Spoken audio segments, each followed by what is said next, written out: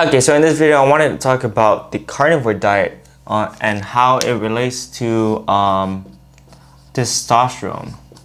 Okay, so the carnivore diet, if I'm being honest, when I took my blood test and that showed up 768 nanograms per deciliter of testosterone, I was on the carnivore diet for at least 1 month. I was, yeah, on 1 month, like strict carnivore.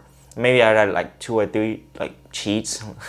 Oh, I ate like rice that day. Oh my gosh. But for the majority of the time, it was strictly carnivore. So I want to go over like the nutritional benefits and also like the bro science. Let's go to the, okay? So when creating high testosterone, what's needed is cholesterol, okay, because cholesterol is the precursor to testosterone, meaning testosterone and all your other hormones is created from this one nutrient, cholesterol. Okay, so you need cholesterol for one. So we're already like erasing the stigma, the misconception that cholesterol is bad, because for some reason the stigma is saying that cholesterol is bad. You shouldn't be eating a lot of red meat. You shouldn't be eating a lot of eggs because it's bad for you. It's gonna kill you. It's gonna cause heart disease. We know that's wrong because it's needed for your body to regulate all your hormones, and your hormones is one of the most important things you must take care of. If you don't regulate your hormones, like one hormone is like leptins. Leptins is the satiating hormone, makes you feel full, right? And right, okay, so let's talk about leptins. Let's talk about leptins. Let's talk about leptins because I just popped up in my mind. Leptins, the hormone that makes you feel satiated. You know what blocks leptins or makes you feel less satiated? What does it block? Anyway, it's carbs. If you ever tried this, you tried eating, just try eating meat by itself. You can experiment with this. Try eating just meat by itself, okay? And eat until you're full, right? You eat meat until you're full or until it stops tasting good. And then once that happens, you go eat some rice with it. You go eat rice. What you realize when you do that is that you can eat more. You can eat more meat. Like, I've experimented with this. My friends have experimented with this. It's carbs keep you leptin resistant. Like they decrease your leptin sensitivity. I think, or maybe it's the opposite way. Either way, carbs make you crave more. And that's legit why, you know, so many people that eat a high carb diet are freaking fat. They're fat, you know what I mean? And carbs have they're a short end fuel source. So when I've been doing research on like the diet shit about it, when you eat carbs, it's people are saying that you need carbs to fuel workouts, right? As fuel, to fuel workouts. Like, if you think about it, if there's such a short fuel source where you need carbs for every workout, don't you think that it's not optimal, right? Because one is short fuel source. It's a short fuel source. Fuel source versus what we get from carnivore, where we use fat as a fuel source. So fat turns into ketones, okay, and carbs turns into glucose type shit. So with ketones, the fuel source lasts much longer, right? It lasts a whole lot longer. People are in a state of ketosis when they're when they're starvation, right? But the difference is that it lasts longer, and which technically means you don't need to be refueling yourself with before every workout, if you know what I mean.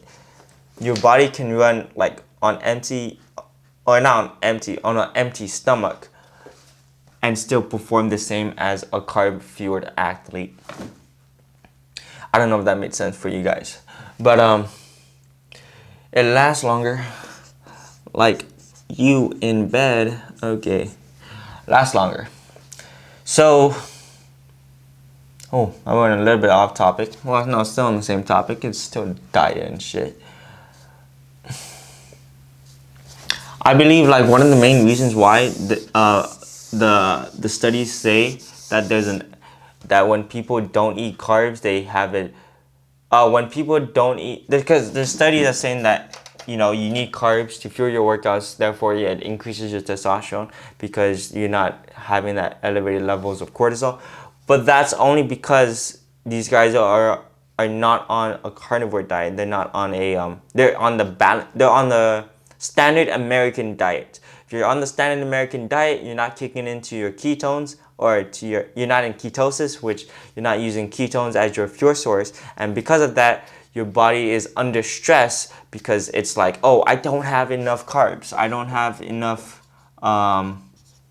glucose, therefore I can't run on any type of energy. And when that happens, your body's in a survival state. It's trying to think about what the fuck is happening. Therefore, stress, chronic stress, right? Stress, right? When that goes down. So the difference. Okay, so that's when. That's why the studies say, yo, you need carbs. You need carbs to boost your freaking testosterone. No, you don't. No, you don't. Because when you're in a state of ketosis, which is zero carbs, zero carbs. When you're in a state of ketosis and you have zero carbs, that is, what's it fucking called?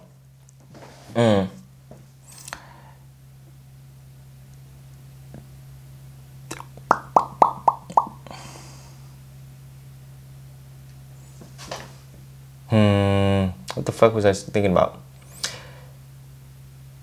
Energy levels, right? Because your body's using ketones as fuel. Your body's using ketones as fuel. Therefore, it's not thinking stress. Because if you think about it, you have. Let me erase the shit. I'm freaking writing too much on the bottom here. If you guys don't realize, especially if you're fat, or if you're a fatso, you probably realize, but you have a lot of fat on your body, right? A lot of body fat on your body. And the only way to kick into the usage of your body fat, the only way to kick in to use your body fat as fuel for your workouts is to have zero carbs in your system. Because when you have zero carbs in your system, or start using your body fat as fuel. And so when you do that, you realize that you have over 100,000 calories. You have over 100,000 calories of freaking carbs, of body fat in your body to burn. And that's for a skinny person. So imagine if you're fat, this goes up to like 100,000, 1 million. Actually, I don't know if it's a million, but you get my point. You get my point. You have so much calories just stored in your fats. That's why when you guys, like, if you search up people on the carnivore diet, they're lean as fuck. You know why? Because their body is not using carbs anymore. Body's not using carbs, and therefore it uses the body fat. And you guys know about what we said about body fat, right? When your body fat, when your body fat goes down, like when you're overweight, you're obeseness, like fat equals, or excess, I would say excess, because we don't want too little. excess fat equals low T because aromatase. Aromatase, they turn testosterone into estrogen, which is not good. Okay, so it's legit linked together.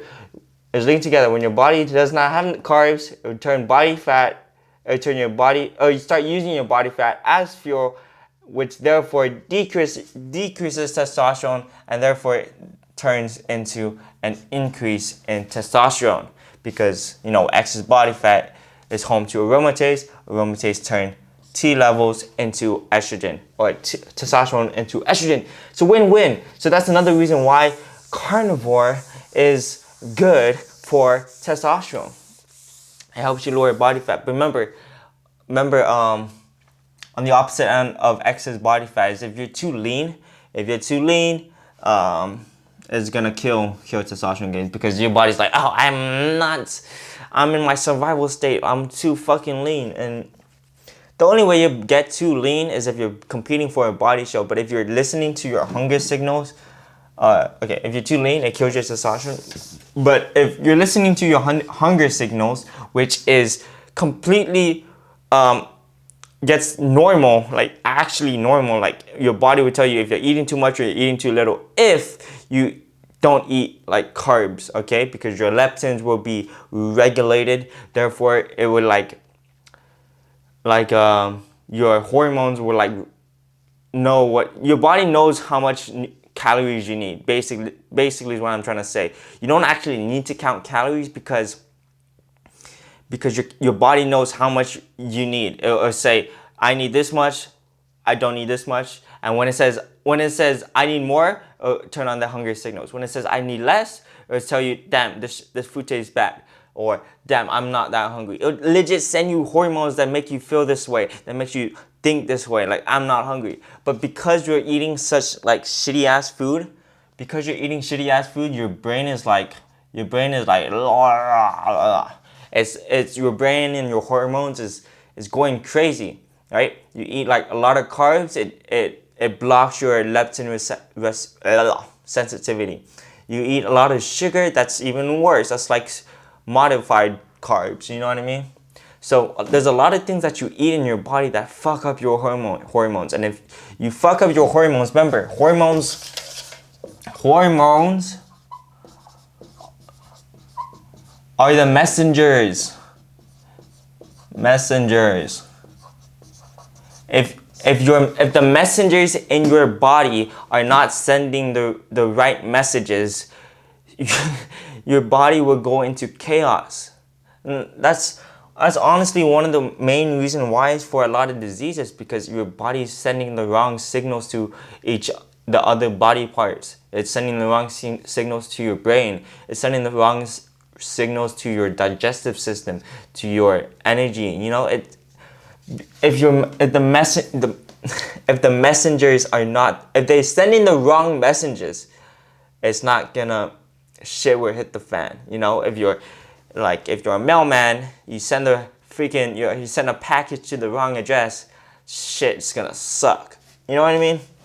So you gotta keep your hormones in check, and to keep your hormones in check, carnivore fucking diet. Eat high cholesterol and shit like that. Oh my gosh, those people that say cholesterol is bad for you, causes heart disease. It's all highly correlated with processed food. The correlation shows that people who eat red meat also has high risk for heart disease. But in actuality, those same people that eat a lot of red meat are also eating pizza, are also eating seed oils, are also eating popcorn. They're also living a sedentary lifestyle, so of course they're gonna have a high risk of heart disease.